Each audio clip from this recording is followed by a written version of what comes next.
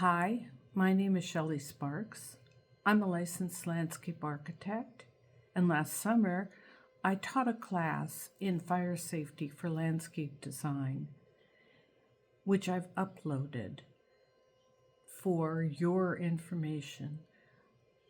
I think it simplifies some of the current thinking about the fire zone areas and also includes some recommendations as to places where you can review fire resistant or fire prone plants that you might want to either include or avoid.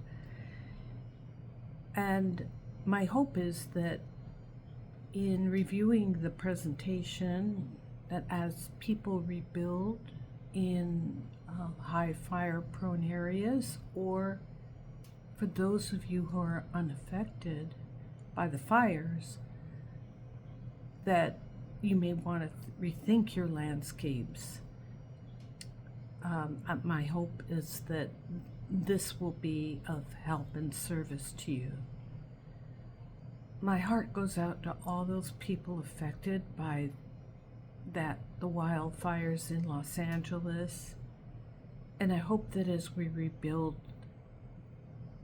homes, businesses, and redo landscapes, that we will be able to do it in a way that will prevent the future events like the one that's devastated Los Angeles.